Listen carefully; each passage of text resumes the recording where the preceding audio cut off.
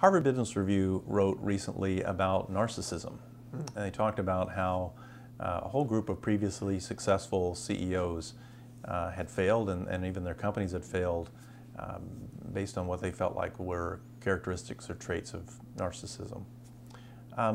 Talk about how we can cross over from healthy self-esteem to unhealthy narcissism, and how can we use this equation to understand it better? Well, the equation for narcissism, which is a subject that most of us don't really want to talk about, is except the narcissists who are dying to talk about it. Yeah, or they'll talk about someone else, maybe not about themselves. Narcissism equals self-esteem squared, so maybe too much self-esteem times entitlement. And let me say this about narcissism.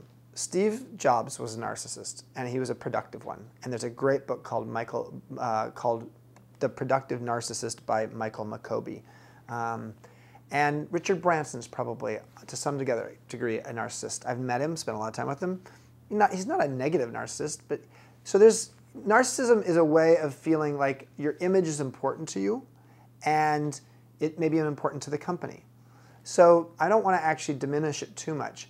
The problem is when it crosses the line. And it crosses the line in terms of what narcissism, when the world revolves around you.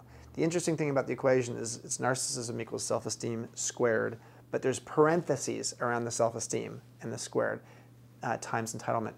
If we live a life where our life is just being surrounded by parentheses, we're not letting anybody in. And that's what happens, unfortunately, with some narcissists that go too far, is that the whole world revolves around them. These parentheses are almost like mirrors, and the world is all about their company. When employees in a company actually can see that the leader can't see their own faults, the emperor has no clothes, and yet they have such a over-reliance on self-esteem and their bravado to try to actually get through anything, at some point you don't trust that leader anymore. And that's the challenge with narcissism, when it actually crosses from someone who's got a healthy ego, and that healthy ego in many ways fuels a confident organization, to the place where the leader actually can't see their faults anymore and has a sense of entitlement. And actually, here's the other piece that isn't part of the equation, but the woman in the world who's the most famous person on narcissism told me that I should add it, is minus compassion. And so quite often what happens with a narcissist when they get way out there, too narcissistic, because the world only revolves around them, they have zero compassion for anyone else, especially when they're threatened. And why is that relevant? Well, it's relevant, frankly, because if you're working in a workplace where the boss, and that's the model, whoever's the senior executive is modeling behavior for everybody else, and therefore you'll have your narcissist and then your junior narcissist, and you create an environment where you feel not valued, not cared for, you're going through a particular hard time, and you could use a little bit of compassion at that time, and instead what you get is like, well, how are you serving me lately? What have you done for me lately? And people may not say it that way, but that's how it feels. You shut down or you leave.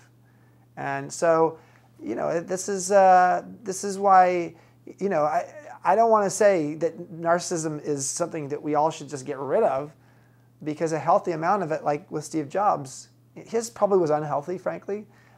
He had such remarkable talents in some other areas that this narcissism was lethal in some way to the company, and frankly it may have led to why he had to leave the company and come back. When he came back, he was still a bit of a jerk at times, but he had actually matured a lot.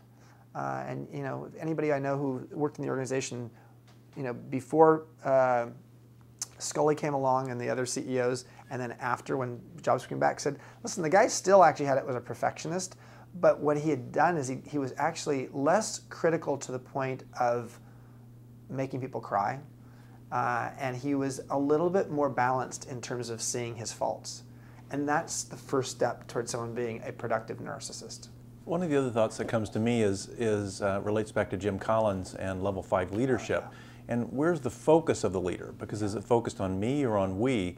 I remember, the way I remember level 5 is I am willing to be personally humble but I hang on to a pretty fair amount of self-esteem and ego as it relates to the organization. Yes, he called it humbition. Humility plus ambition. It's almost like an equation. Yes. Humility times ambition, or humility plus ambition, leads to a level 5 leader. Yeah, I think the humility, the challenge with someone who's only humble is, I think, a couple things. Being humble would be the opposite of being a narcissist. Number one is it can be false. False humility at some point is not attractive to people, because then you actually lose trust that the person has integrity. So false humility is not necessarily great. The other challenge with humility taken to the extreme is that if the leader is constantly sort of just trying to be in the background and is not willing to actually sort of come forward, you get to a place at some point where you sort of say, so, what is he hiding something? So I've seen situations where actually I think a leader is almost too small. They've gotten so, and so I think that can be a challenge. Generally speaking, I am a believer in Jim Collins, though, in the sense that having a leader who is very interested in championing the team and the cause and the organization, as opposed to their own getting their name in lights, that is, that in tandem with a strong ambition and will around what they want to do is a really powerful combination.